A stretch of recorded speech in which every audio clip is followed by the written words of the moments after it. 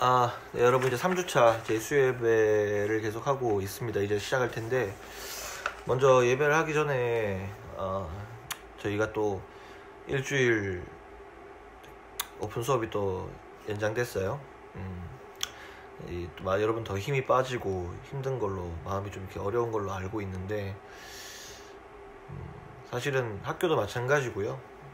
여러분 어느 지금 공동체나 지금 다 똑같은 것 같아요. 관공서도 그렇고 모든 곳이 지금 다 이것 때문에 안 힘든 사람은 없는 것 같아요. 그래서 여러분도 힘들겠지만 일주일 이렇게 지켜보면서 느꼈던 것이 이럴 때일수록 우리가 조금 더 마음을 같이 하는 게 참 중요할 것 같아요. 그러니까 왜 이러느냐 왜 저러느냐라는 어떤 것보다도 내가 지금 내 자리에서 할 수 있는 게 뭔가를 조금 집중하고, 물론 과제나 이런 것들이 좀 힘든 건 알겠지만 이럴 때일수록 우리가 좀 마음을 같이 할 수 있는 게 좀 필요할 것 같아요.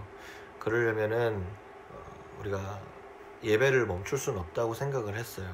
그래서 사실은 저도 이거 영상을 찍으면 여러 가지 마음이 들거든요. 이것이 얼마나 여러분들에게, 저도 온라인 예배를 해보니까 이게 솔직히 진짜 힘들거든요.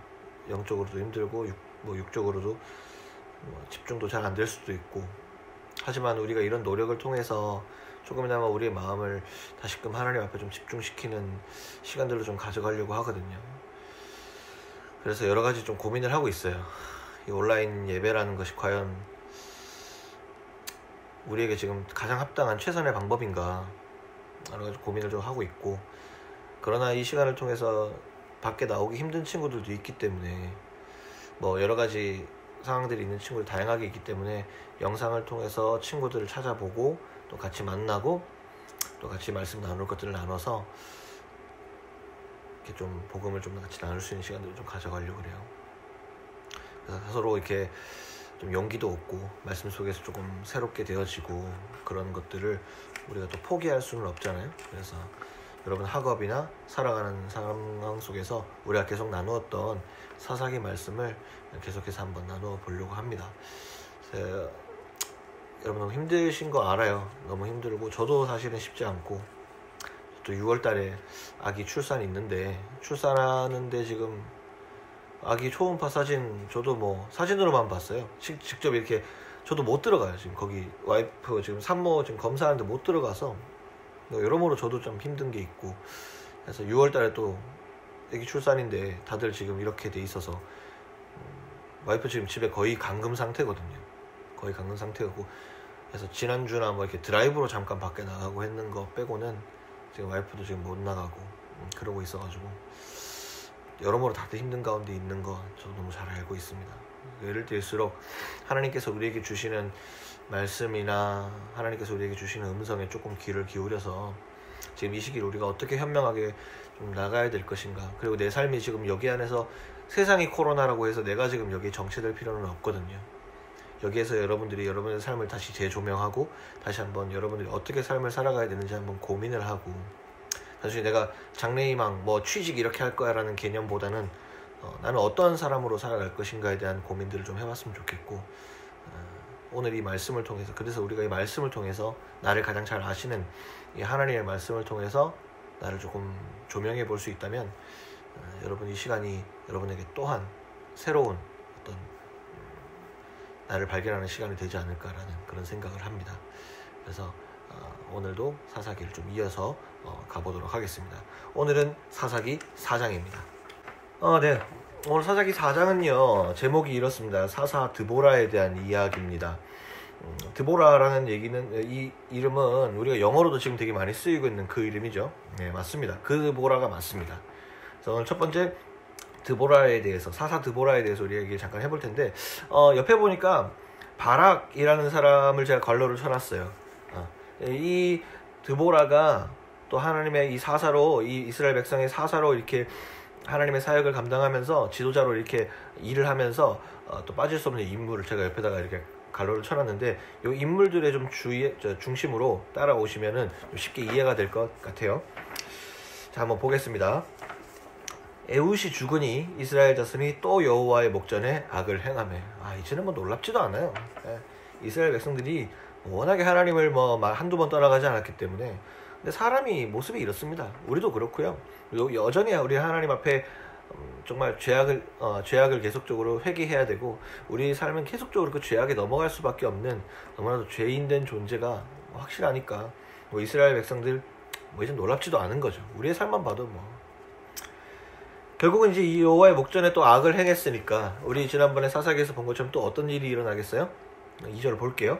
여호와께서 하솔에서 통치하는 가나안 왕 야빈의 손에 그들을 파셨으니 그의 군대 장관은 하루셋 학고임에 거주하는 시스라요. 야빈 왕은 철병거 900대가 있어 20년 동안 이스라엘 자손을 심히 학대했으므로 이스라엘 자손이 여호와께 부르짖었더라. 이번에는 하솔에서 통치하는 가나안 왕 야빈이라는 사람의 손을 들으셔서 그들을 파셨다.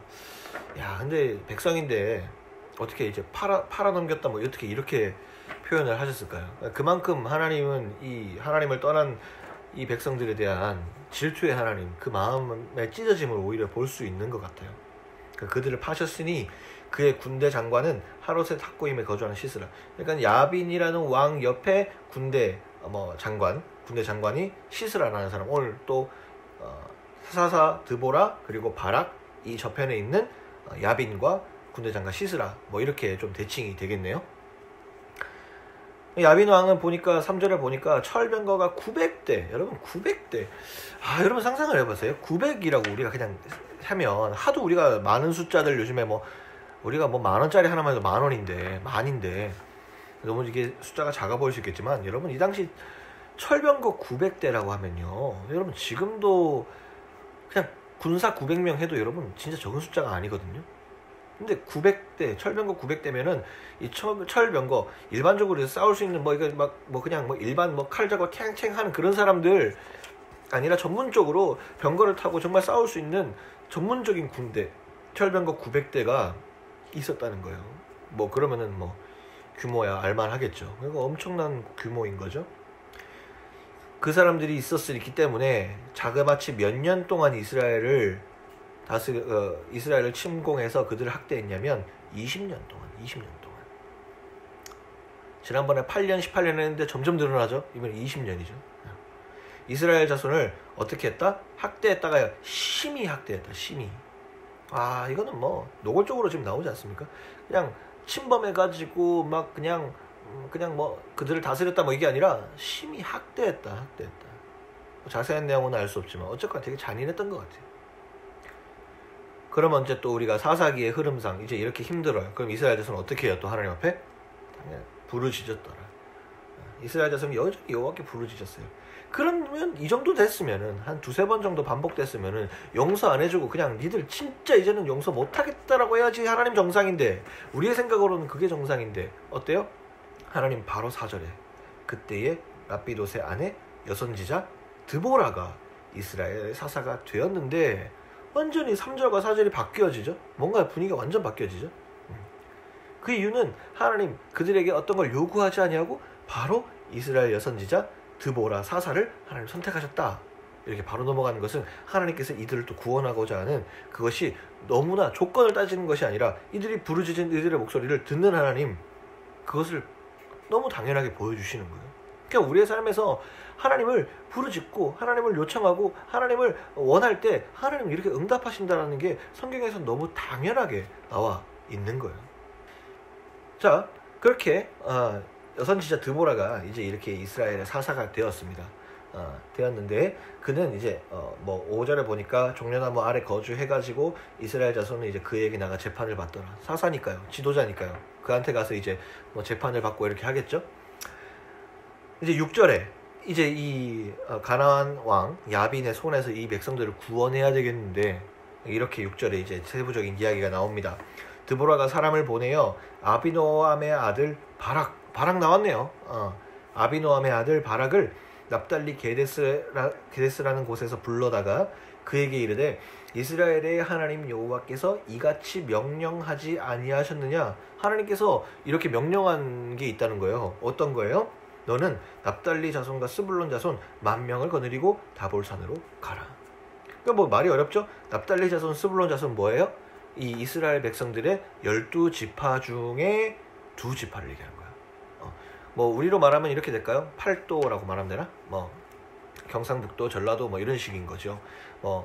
하여튼 그 12지파를 얘기하려면 조금 더 좀 이들의 역사를 좀 알아야 되는데 쉽게 얘기해서 각 지파 지금으로 말하면 지역의 납달리 지역, 스불론 지역에 있는 그 자손들의 사람들을 10,000명을 뽑아서 이제 다볼산이라는 곳으로 보내는 거예요. 전쟁을 하기 위해서. 지금으로 말하면 경상북도 한 5,000명, 뭐 전라도 5,000명 뭐 이렇게 해서 뽑아서 가는 거죠.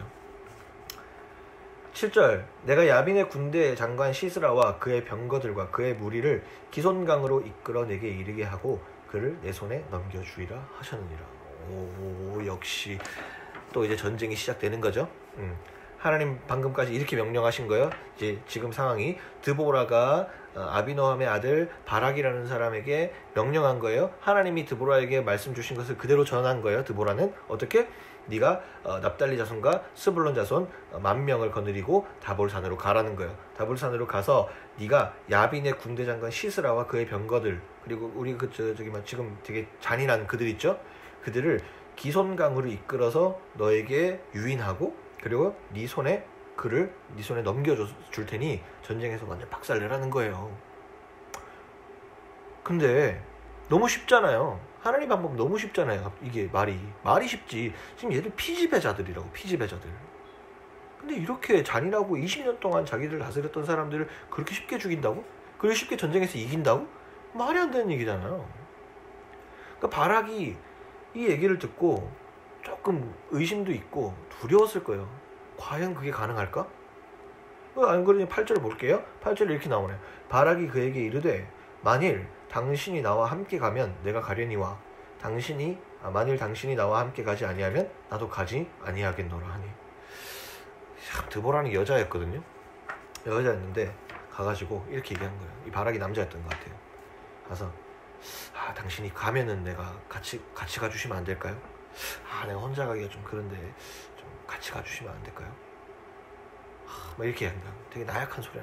하나님이 이미 명령한 거는 이미 다 정해놓은 거예요. 약속해 주신 거야. 승리를 이미 이미 하나님께 승리해 놨으니까 너는 가서 자리만 지키면 된다. 너는 가서 그 약속을 거두기만 하면 된다. 이런 느낌인데 바락이 무서운 거지. 이 시스라와 야빈이 무서운 거지.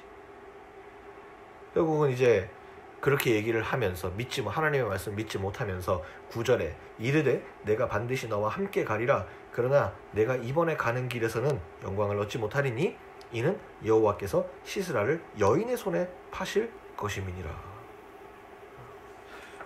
결국은 이 바락이 그거에 대해서 순종하지 못함으로 인해서 이 시스라를, 그리고 이 시스라를, 이 군대를 완전히 멸절할 수 있는 시스라를 죽일 수 있는 기회를 이 바락에서 뭔가 보니까 여인의 손에 파실 거다. 파신다. 여인의 손에 넘긴다. 어떻게 될지 뒤에 봐야 되겠지만 좀 어쨌거나 바락이 이 두려움으로 인해서 어떤 여인의 손에 넘어간 것 같기는 해요. 이제 이 시스라를 처리할 수 있는, 이 군대 장관을 처치할 수 있는 어떤 그 기회가 어떤 여인에게로 넘어간 것 같아요. 그래서 그걸 한번 이제 보도록 할게요. 지금 일단 좀 더 봐야 되거든요. 좀 더 보도록 할게요. 그리고 이제 10절 바락이 스불론과 납달리를 게데스로 부르니 10,000명이 그를 따라 올라갔고 드보라도 그와 함께 올라가냐. 이제 갔어요. 이제 가가지고 올라가가지고 이제 전쟁을 합니다. 이제 파트 2 하나님의 승리 이제 한번 보도록 할게요. 우리가 이기는 건 너무 잘 알 것 같아요. 여태까지 하나님이 실패한 적이 전혀 없으니까 당연히 이길 건데 어떤 형식으로 이제 이기게 되는지를 한번 살펴보도록 하죠. 자, 11절 모세의 장인 호밥의 자손 중 겐 사람 헤벨이 떠나 게데스에 가까운 사하나님 상수리 나무 곁에 이르러 장막을 쳤더라. 말 진짜 어렵죠. 장막을 치는 공간을 얘기하는 거예요. 이 10,000명이 이제 가서 장막을 치는 거예요. 자, 22절 아비노함의 아들 바락 나왔죠? 방금 아까 얘기했던 바락이 다볼산에 오른 것을 사람들이 시스라에게 알림해 정보를 이제 안 거죠. 시스라가 모든 병거 곧 철병거 900대와 자기와 함께 있는 모든 백성을 하로셋 학고임에서부터 기손강으로 모은지라. 와, 이거 아까 철병거 900개만 들고 온 게 아니고 자기와 함께 있는 모든 백성을 다 지금 기손강으로 모았어요. 기손강 나왔다. 아까 어디에요? 7절 그의 무리를 기손강으로 이끌어 내게 이르게 하고 기손강으로 왔어. 그럼 뭐예요? 하나님의 뜻이 지금 착착 맞아 들어가고 있는 거예요. 얘는 지금 죽을 자리로 온 거야. 14절 드보라가 바락에게 이르되 일어나라. 이는 여호와께서 시스라를 내 손에 넘겨주신다리라. 아, 드보라는 믿음이 확고했어요. 하나님 앞에 들었으니까, 하나님을 확신했으니까, 믿었으니까. 여호와께서 너의 앞서 나가지 아니하시느냐 하신지라. 여호와께서 이미 네 앞서서 지금 가시고 계시는 거 안 보이냐? 하나님 지금 네 앞에서 이미 싸우고 계신 게 안 보이냐는 거예요. 지금 이 그냥 단순히 시스라 혼자 온 게 아니라 정말로 그 모든 세력들, 정말 악독한 그 하나님을 정말 싫어하는 하나님 반대편에 서 있는 그 이스라엘 반대편의 그 사람들, 모든 사람들이 기선강 하나님의 완전한 그 심판의 자리에 이들이 온 거예요. 드보라는 더 확신을 한 거예요. 원래 믿음이 있었지만. 15절 여호와께서 바락 앞에서 시스라와 그의 모든 병거와 그의 온 군대를 칼날로 혼란에 빠지게 하심에 시스라가 병거에서 내려 도망한지라. 15절 보니까 뭐 여호와께서 바락 앞에서 시스라와 그의 모든 병거와 그 모든 군대를 칼날로 막 혼란에 빠지게. 하나님께서 이미 뭐 정쟁에서 솔직히 바락이 가가지고 뭐 이게 팍팍팍 싸울 필요가 없는 거야. 이미 하나님께서 너무나도 큰 심판으로 이들을 놀라게 혼란에 빠지게 하시. 그랬더니 시스라가 병거에서 내려 도망한지라. 지금으로 말하면은 뭐 말 내려두고 말 버려두고 도망간 거죠. 16절 바락이 그의 병거들과 군대를 추격하여. 이제 그러니까 이스라엘이 승기를 잡았잖아요. 이들이 막 혼란스러워하니까 전쟁은 전략이잖아요. 이미 여기서 혼란스러워하면 전쟁은 끝난 거잖아요. 그 군대를 추격해서 하로셋 학고임에 이르니 시스라의 온 군대가 다 칼에 엎드려졌고. 와, 그 정말 짱짱한 군대가 20년을 이들을 통치했던 그 군대가 한순간에 그냥 다 칼에 엎드려졌고 한 사람도 남은 자가 없었다. 전멸한 거야, 전멸. 와우. 시스라가 걸어서 도망하여 겐 사람 헤벨의 아내 야엘의 장막에 이르렀으니 이는 하소랑 야빈과 겐 사람 헤벨의 집 사이에는 화평이 있음이라. 자, 이제 17절부터 21절까지 이야기를 한번 잘 보세요. 17절부터 21절이 아까 그 얘기했던 시스라를 여인의 손에 파실 것이다. 9절 아까 그 바락이 너 가서 하랬더니 나랑 같이 가주면 안 돼요? 라고 했던 그 이야기 때문에 믿지 못하고 두려워했던 그것 때문에 시스라를 누구의 손에 넘기는지 한번 보세요. 시스라가 이제 걸어서 도망하는데 어디냐면 겐 사람 헤벨의 아내 야엘의 장막에, 야엘이라는 어떤 사람의 장막에 이르는 것 같아요. 야엘이라는 사람의, 그러니까 헤벨의 아내, 헤벨은 남자고 그 아내가 야엘이었던 것 같아요. 그들의 이제 장막에 들어간 것 같아요. 그때는 지금처럼 뭐 이렇게 뭐 집이나 뭐 이런 걸 지을 수 있는 시대가 아니니까 아마 장막 시대였으니까 장막이 있었던 것 같아요. 근데 시스라가 왜 거기로 갔냐면은 하솔왕 야빈과 겐 사람의 헤벨 집 사이에 화평이 있습니다. 이 남편 된 헤벨과 이 하솔왕 야빈과 좀 이렇게 관계가 좋았던 것 같아요. 그러니까 시스라가 그쪽으로 도망가면 나를 좀 봐주지 않을까 생각을 해서 갔던 것 같아요. 그래서 18에 보니까 18절 야엘이 나가 시스라를 영접하며 그에게 말하되 나의 주여 들어오소서 내게로 들어오시고 두려워하지 마소서 하매 그가 장막으로 들어가니 야엘이 이불로 그를 덮으니라. 야엘이라는 이 아까 말했죠 헤벨의 아내가 그를 잘 맞아서 이렇게 장막으로 들어와서 그를 숨겨 주었네요. 19절 시스라가 그에게 말하되 청하노니 내게 물을 좀 마시게 하라. 얼마나 목이 마르겠어. 사람들과 막 긴장하고 싸우고 이랬으니까. 그리고 지금 졌잖아요. 얼마나 헐레벌떡 뛰어왔겠냐고. 목이 마르죠. 그래서 물을 좀 달라고 하네요. 내가 목이 마르다 하매 우유 부대를 열어 그에게 마시게 하고 그를 덮으니 이제 이불을 이렇게 덮어준 것 같아요. 그가 또 이르되 장막문에 섰다가 만일 사람이 와서 내게 묻기를 여기 어떤 사람이 있느냐 하거든 너는 없다 하라 하고 말한 거야. 이제 내가 지금 이렇게 좀 숨어 있을 테니까 누가 와서 나 찾으면 없다 그래 이렇게 얘기한 거지. 21절 그가 깊이 잠드니 오 마이 갓. 난 진짜 읽으면서 이게 이해가 안 되더라고. 이해가 되기도 하는데 이해가 안 되기도 해. 왜 그러냐면은 전쟁 중이잖아 지금. 잠을 자. 진짜 좀 이러니까 죽지라고 할 수도 있는데 좀 이러니까 뭐 전쟁에서 지지 마 이럴 수도 있는데 그가 깊이 잠드니 그냥 잔 것도 아니고 좀 그냥 좋은 것도 아니고 깊이 잠이 드는 거야. 팔자 좋아. 깊이 잠드니 헤벨의 아내 야엘이 장막 말뚝을 가지고 손에 방망이를 들고 그에게로 가만히 가서, 이 야엘이가, 이 여자가 뭐가 이유가 있는 것 같아. 이 뭔가 지금 심상치 않죠. 말뚝을 가지고 손에 방망이를 들고, 지금으로 망치냐, 망치. 그에게로 이제 갑니다. 가서 그 말뚝을 그의 관자놀이에 팍 박아버립니다. 이 이상하죠? 아까까지 잘 맞아줬잖아요. 근데 이 야엘이 이 시스라를 관자놀이에 팍 박아서 그 말뚝이 꿰뚫고 땅에 박히니 그가 기절하여 그 자리에서 죽게 됩니다. 그 이후의 사건을 볼게요. 22절, 바락이 시스라를 추격할 때에 야엘이 나가서 그를 맞아.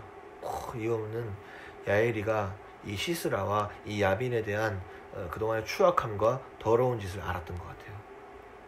그래서 이 야엘이 지금 보면은 바락이 올 때 야엘이가 지금 이 바락을 올 줄 알고 맞이하고 있잖아요. 야엘이는 의도적으로 시스라를, 그 추악한 그 시스라의 행실을 알고 자기가 처분했던 것 같아요. 그래서 그에게 오라, 내가 찾는 그 사람을 내가 내게 보이리라. 너무 당당하죠. 야엘이가 이 바락한테 가서 봐라. 네가 찾는 그 사람 내가 너 보여줄게. 누군지 안다 내가. 바락이 그에게 들어가 보니 시스라가 엎드려져 죽었고 말뚝이 그의 관자놀이에 박혔다. 끔찍하지만, 너무 끔찍하지만 하나님께서 얘기하신 게 이제 조금 보이죠? 아까 바락이 하나님의 명령으로 가서 네가 이 시스라의 군대를 완전히 진멸하라고 했을 때 바락이 무서워서 두려워 떨었잖아요. 그래서 여인의 손에 파실 것이라고 했던 게 바로 이 야엘이라는 이 여인의 손에 시스라를 넘겼던 거죠. 23절, 이와 같이 이날에 하나님이 가나안 왕 야빈을 이스라엘 자손 앞에 굴복하게 하신지라. 여러분, 이게 그냥 쉽게 우리가 보는 거지만 피지배 계층이 지금 지배 계층을 완전히 굴복하게 한 거야. 근데 뭐라 그래요? 하나님이 야빈을 이스라엘 자손 왕 앞에 굴복하게 하신 거예요. 이스라엘이 가나안 왕 야빈과 싸워서 이겼다. 이건 좀 어려울 수 있어요. 하지만 하나님이 가나안 왕 야빈을 이스라엘 자손 앞에 굴복하게 하신지라. 이건 너무나도 이해가 쉬운 거죠. 그래서 오늘 이 이야기가 하나님 앞에 이 사사기에서 얼마나 또 우리에게 주는 교훈이 많은지 몰라요. 마지막 절을 한번 읽어볼까요? 마지막 절. 자, 마지막 절이 이렇게 나옵니다. 이스라엘 자손의 손이 가나안 왕 야빈을 점점 더 눌러서 마침내 가나안 왕 야빈을 진멸하였다. 하나님이 얼마나 놀랍냐면 피지배 계층으로 있는 정도가 아니라 이 가나안의 야빈의 족속들을 완전히 점점 더 눌러서 진멸했다. 완전히 박살냈다. 0%로 만들어버렸다. 그냥 어느 정도 이겼다, 어느 정도 뭐 싸움에서 이 정도 전투에서 하면 이겨봤다 정도가 아니라 완전히 피지배 계층이 지배 계층을 완전히 진멸, 박살내고 0%로 만들어버리는 거예요. 와, 이게 사실은 우리의 모든 일이 우리에게 오는 나쁜 일들, 고난들을 이렇게 우리가 완전히 0%로 누를 수 있으면 얼마나 좋겠어요. 근데 우리는 그렇게 잘 못하죠. 우리가 우리에게 오는 고통들을 대충 덮고 살아가는 경우가 제일 많죠. 하나님 앞에 우리가 고난들을 이야기하고 하나님 앞에 고난들을 이렇게 기도해야 된다는 걸 알고 있으면서도 우리는 그냥 적당하게 몇 % 남겨놓고 살잖아요. 그죠? 저도 마찬가지고요. 근데 성경에서 오늘 보니까 하나님은 완전히 진멸할 때까지 우리에게 능력을 주시고 완전하게 진멸할 수 있는 능력, 그리고 그것이 하나님의 뜻이라는 것을 오늘 말씀에서 우리가 좀 발견할 수 있는 게 아닌가 싶습니다. 자, 오늘 이제 이 말씀을 통해서 우리가 알아갈 수 있는 것, 오늘 한 2가지에서 3가지 정도만 좀 알아볼게요. 한 3가지 되겠네요. 첫 번째는 오늘의 이야기 속에서 교훈 주시는 것, 첫 번째는 저는 이렇게 생각했어요. 전쟁의 승리는 하나님께서 주신다. 이것이 오늘 첫 번째 저에게 주시는 좀 교훈이었던 것 같아요. 여호와께서 명령하셨다 아까 얘기했잖아요. 아까 보니까 6절, 7절 보니까 하나님께서 명령하셨다 그래서 이렇게 얘기가 나오는데, 이미 하나님께서 명령했다는 건 이미 하나님께서 확정하신 일, 하나님께서 이미 확인시켜 주신 일, 확정하신 일, 이렇게 좀 생각이 들더라고요. 그래서 이미 하나님께서 전쟁의 승리는 하나님께만 있는 것이고 전쟁의 승리는 주님에게 달려 있는 것이다. 저는 이것을 굉장히 말씀을 보면서 많이 느꼈어요. 그래서 나도 살면서 전쟁 같은 일들을 저도 많이 겪거든요. 뭐 과거에 쓴 쓴뿌리들, 또 뭐 사람 관계, 또 뭐 살아가면서 돈 문제, 뭐 쓴뿌리, 저한테도 이렇게 막 되게 고난 되게 많거든요. 전쟁 같은 일들이 많거든요. 여러분도 솔직히 하루하루가 좀 전쟁 같으시잖아요. 학교나 대학생활이나 또 20대로서 여러분 살아가다 보면 관계, 부모와의 어떤 또 그런 관계들, 가족 생활, 또 친구 관계, 개인의 어떤 취직 문제, 공부, 뭐 연애사, 뭐 여러 가지. 여러분 진짜 그게 치열하잖아요. 전쟁이잖아요, 진짜 여러분들. 그런 가운데서 그 전쟁의 승리는 누가 알고 계신다? 하나님이 알고 계신다. 하나님의 법대로 살아가는 사람이 승리한다. 그것을 이런 막 복잡한 생각과 시간 가운데 우리가 계속 고민만 할 것이 아니라 우리에게 전쟁의 승리는 하나님께서 있다는 걸 우리가 아는 것만으로도 우리가 굉장히 큰 문제에 이미 승리의 한 발자국을 걷는 것이 아닌가, 저는 그렇게 생각을 했습니다. 두 번째, 오늘 말씀을 통해서 우리가 알 수 있는 제가 묵상한 두 번째는 하나님의 일은 하나님의 방법대로. 이것이 제 생각이었습니다. 내 생각대로 하면 참 좋겠죠. 마치 뭐 바락이 아까 그랬잖아요. 하나님의 말씀이 물론 절대적인 건 맞는데 우리가 때로는 하나님의 말씀을 순종하지 못할 때가 있잖아요. 저도 그렇고요. 저도 20대를 살면서 순종보다는 좀 내 능력으로 좀 많이 하려고 그랬던 것 같아요. 20대 때 너무 많은 걸 할 수 있으니까 돈도 좀 부어보고 막 입 잘 털어보고 뭐 여러 가지 하려고 해봤던 것 같아요. 근데 20대 지나고 생각하니까는 정말 남는 거 잘 없더라고요. 사람도 남는 게 별로 없고, 그렇다고 제가 돈을 벌었습니까? 그것도 없고, 또 뭐 없더라고요. 그래서 너무 나의 방법대로 인생을 살지 않았나, 내가 신앙인이라고 하면서 너무 나의 방법대로 살지 않았나 이 생각을 되게 많이 했었어요. 그래서 오늘 말씀을 보니까 하나님의 일은 하나님의 방법대로, 하나님의 방법이 있으시더라고요. 그냥 때로는 되게 막연하게 보일지도 모르는, 바라기에게 명령하신 대로 내가 이미 승리를 해놓았는데 너는 거기 가서 시스라를 완전히 진멸해라. 내가 내 글을 네 손에 넘겨줬다. 근데 그 시스라가 얼마나 무서워요. 저도 그렇잖아요. 저도 그래요. 누구에게 가서 뭐 해라 그러면 되게 무서워요. 근데 하나님 때로는 그래 명령하실 때가 있더라고요. 근데 그 용기의 발걸음을 걷는 게 참 쉽지는 않아요. 근데 요즘은 저희 와이프랑 이제 한 걸음 한 걸음 걷고 있는 일이 하나 있어요. 걷고 있는 일이 하나 있는데, 근데 갈 때마다 오히려 좀 더 담대함이 좀 있다 그럴까? 갈 때마다 하나님 뭔가를 좀 많이 열어주시고 보여주시고 승리하게 하시는 것들이 요즘 좀 저는 있거든요. 그건 우리가 나중에 오프라인에서 만나면 우리가 좀 친하니까 그때 이야기를 좀 하도록 하고, 어쨌든 하나님의 방법, 그 방법에 그 하나님 이해할 수 없는 방법을 제시하실 때 그것들을 따라갈 수 있는 힘이 뭐냐면 바로 우리 믿음이라는 거지. 하나님 뭔가 보여줘서가 아니고 하나님은 이미 승리했다라는 선포를 통해서 우리에게 알려주시거든요. 내가 이미 너를 승리하게 하였다. 내가 이미 너를 이 세상 가운데 뭐 제사장 나라가 되고 내가 너희들을 내 백성과 같이 내 백성으로 삼을 것이다. 이것으로 이미 하나님을 확신할 수 있는 것들을 하나님 약속으로 주셨는데, 믿지 못하는 것은 우리들이고 믿지 못하는 사람들은 이스라엘 사람들이었다는 거죠. 그 문제가 어디 있느냐? 우리가 주님을 믿느냐 믿지 않느냐에 달려있다는 거죠. 그래서 더구나 하나님은 능력에 따라서 그렇게 하지 않으세요. 바락이 이렇게 쫄보였음에도 불구하고 하나님 명령하시잖아. 내가 너를 들어 쓰시겠다고. 또 누구예요? 야엘이라는 여자. 이 당시에 여자가 얼마나 멸시당했는지 여러분 아시죠? 여자는 숫자에 들어가지도 못했어요. 어쨌거나 이 당시에 이제 뭐 여자 그 나약한, 우리가 나약하다고 얘기할 수 있는 그 여자를 들어 쓰셔서 군대 장관을 무너뜨리는 그런 놀라운 일들을 하나님 또 이뤄 가신다는 거죠. 그래서 하나님의 방법은 사람, 지위, 뭐 고하를 막론하고 우리의 뭐 학벌, 우리의 뭐 인간관계, 말을 얼마나 잘하고 공부를 얼마나 돈이 얼마나 있고, 공부도 열심히 해야 돼요. 하지 말라는 소리는 아니에요. 열심히 해야 되지만 우리가 그것들로 서로를 높낮이를 평가하고 하나님이 더 사랑하고 사랑하지 않고 하나님의 역사를 하고 안 하고의 차이로 보면 안 돼요.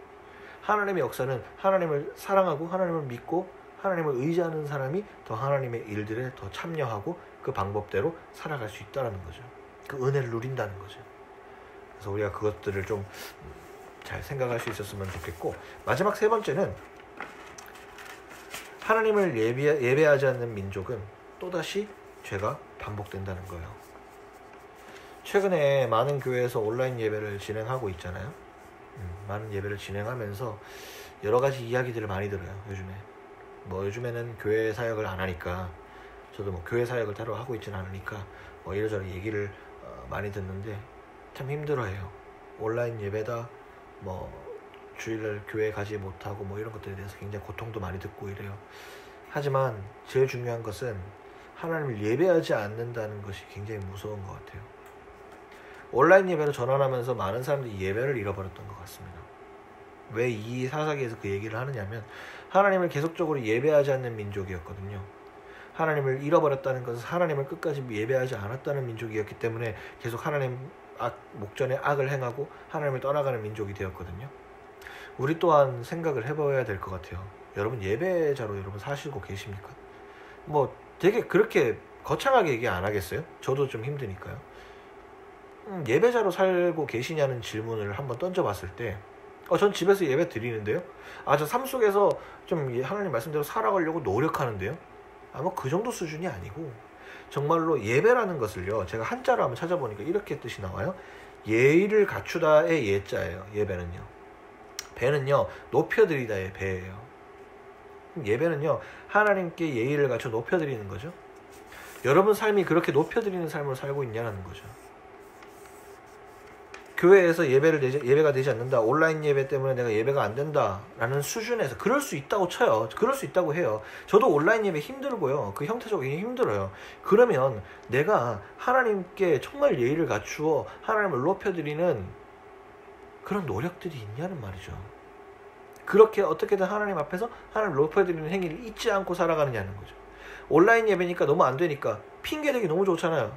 교회가 좋은 컨텐츠를 주지 못해서 뭐 온라인 예배가 이게 예배냐, 신학적으로 이게 맞냐 안 맞냐, 뭐 정권이 이래서 해서 우리가 참 여러 얘기를 들을 수 있지만, 여러분 성경에는 이미 그거보다 너무나 더 처절한 시기의 이야기들이 너무 많이 적혀 있어요.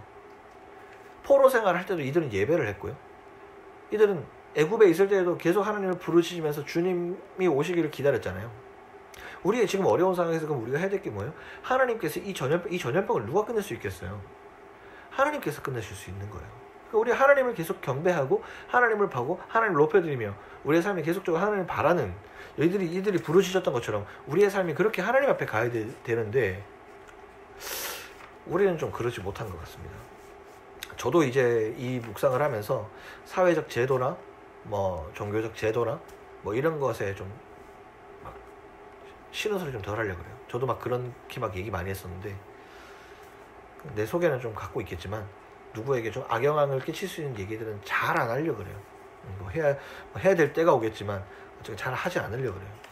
왜냐면 지금 내가 예배하고자 할 수 있는 예배를 할 수 있는 예배자의 마음이 아닌데, 내가 무슨 얘기를 하는데 어떤 선한 게 나올까 생각이 들어서요. 요즘 그거는 제가 와이프한테 조금 지혜를 많이 얻어서 좀 요즘에는 좀 그런 얘기들을 좀 자제하고 예배자로 좀 살려고 저희 와이프랑 지금 매일매일 예배를 좀 하고 있는데, 중요한 건 이거예요. 우리의 삶에 동일하고 반복되는 죄의 사이클이 있잖아요. 우리가 예배자로 산다는 것은 그 반복되는 사이클이 일어난다는 것과 비교해서 보면, 대조해서 보면 우리는 예배자로 살지 않았던 것이 아닌가라는 생각도 조심스럽게 해보게 되는 거예요. 나는 정말 예배하는 사람인가? 나는 어쩌면은 찬양의 카타르시스에 머물러 있는 사람이 아닌가? 어렸을 때부터 너무 익숙해져 있는 그 예배의 형태, 이 정도 해야지 나는 예배를 드렸다고 생각하지라는 것에 묶여있는 우리가 아닌가 생각이 들어요. 그래서 이것은 예배가 아니다, 이것은 예배다, 우리가 막무가내로 규정해 가면서 예배가 이것이다, 예배는 아니다, 이건 아니다, 우린 너무 쉽게 재단하지 않나. 그러면서 이거 바쁘고 저거 바빠서 이거 못하고요, 저거 못하고요, 이야기는 참 많이 했던 것 같아요. 그래서 사사기를 보면서 이스라엘 백성들의 모습을 이렇게 보고 있는데 참 저도 생각을 많이 하게 되고요. 여러분 삶에서도 바쁜 거 알고, 너무나도 여러분 삶이 힘든 거 다 알아요. 제가 뭐 이거하고 뭐 이렇게 활동 자료 보내지만 그거 안 보내도 상관없어요. 피드백 안 해도 돼요. 여러분들이 정말 하나님 앞에 정말로 제대로 된 예배자로 산다면 뭐 그거 여러분들 와가지고 저한테 뭐 피드백 안 보내도 돼요. 그거 지금 뭐 안 보내도 돼요. 보내고 싶은 사람 보내고 안 보내도 돼요. 그거 뭐 중요한 거 아니잖아요. 여러분들이 뭐 나누는 것들이 제 기도 제목이 되지만 그거 안 나눠도 돼요. 여러분들 알아서 신앙생활 잘할 수 있으면 안 나눠도 돼요. 근데 여러분들 우리가 영적 교만에 빠지기 쉽다는 건 뭐냐면 내가 여기에서 이 정도면 됐겠지 하는 순간 그때가 제일 무서운 거죠. 이스라엘 백성들도 이 이후에 드보라 이제 사사기 5장을 보면 드보라가 이제 이 전쟁에서 이기고 나서부터 40년을 자그마치 평안함을 누려요. 평안함을 누리지만 이 이후에 또한 똑같은 일들로 하나님의 심판을 또 받게 돼요. 근데 항상 사사기에서 얘기하는 건 뭐예요? 이 백성들이 여호와의 목전에 악을 행했다는 거죠. 왜 계속 그런 반복이 있어요? 인간 어쩔 수 없는 나약한 존재라서요? 정답이에요. 맞아요. 그것도 맞아요. 하지만 이들은 예배를 상실해버렸거든요. 예배를 상실해버렸다는 게 가장 큰 이유였다는 거죠. 우리가 수요 예배 학교에서 진행하면서 왜 좋았어요? 뭐 당연히 뭐 식사하는 것도 좋고 뭐 교제하는 것도 다 좋지만 그러니까 예배가 좋았잖아요. 비싼 거 여러분들한테 못 사드렸어요. 우리가 밥을 뭐 3만원짜리 스테이크를 먹었습니까? 우리가 뭐 2만원짜리 뭐 심지어 1인당 만원짜리도 하나 못 먹었는데 우리 그래도 여기서 말씀으로 잘 예배하면서 은혜 받고 서로 나눔이 좋아서 우리 이렇게 함께 있잖아요. 진짜 말씀이 그리고 예배가 싫었다면 여러분들이 아무리 인간관계로 여기 왔겠어요?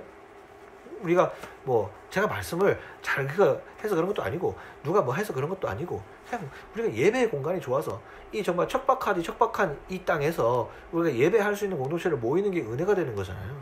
그러니까 우리가 모여서 기도하는 것도 좋고 함께함이 좋고 그렇게 되는 거예요. 여러분들도 모르지만 그게 좋은 거예요. 여러분들 예배가 중요한 거고요. 예배를 좀 우리가 예배하는 모습으로 좀 살아갔으면 좋겠다. 그리고 예배를 우리가 조금 더 우리의 삶의 좀 중심을 좀 끌어올렸으면 좋겠다. 뭐 이런 생각을 이번 주에는 저는 되게 많이 생각하게 됐네요. 그래서 우리는 죽을 때까지 이 고난이 오는 것을 우리 막을 수 없어요. 절대로 막을 수 없어요. 우리 죄인이기 때문에. 그리고 우리는 그 사단보다 인간으로 보면 개인적으로 약하기 때문에 우리는 그 사단을 절대 이길 수 없어요. 하지만 예배하는 자는 하나님을 높이는 자, 하나님을 인정하는 자, 하나님을 예의를 갖춰서 높여드리는 그런 예배자들은 이 모든 것을 능히 이길 수 있는 영적 민감함이 생겨요. 민감함. 이게 죄인가 아닌가를 감지할 수 있는 능력이 생긴다고.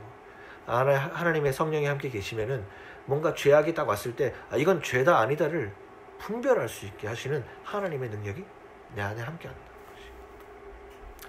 흰 도화지에 먹물이 탁 들어오면은 티가 금방 나듯이 우리가 하나님과 함께 지낼 때에 죄에 대해서 민감해지고 그것이 우리의 삶에 마치 배설물처럼 그렇게 느껴지는 그런 우리의 삶이 되어야지 우리는 좀 더 하나님의 발걸음에 함께하고 그의 방법대로 그의 놀라운 일의 방법대로 우리가 이렇게 걸어갈 수 있는 우리의 삶이 된다는 것이.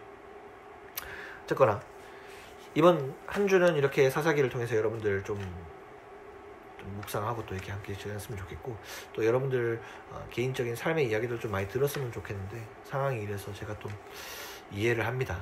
이해를 하지만 우리가 직접적으로 이렇게 더 많이 이야기할 수는 없지만 우리가 좀 더 예배를 좀 사모하고 하다 보면 우리가 하나님 안에서는 다 교통이 되니까 소통이 되니까 영적인 소통이라 그럴까요? 되니까 계약하고 오프라인 수업 때 우리가 다시 만나게 되었을 때 그때 또 놀라운 일들을 보게 될 거라고 생각합니다. 그래서 오프라인 때 우리가 이제 수요 예배로 모이게 되었을 때 같이 예배자로 좀 만났으면 해요. 지난 학기처럼 너무 잘하시는 것처럼 주님 앞에서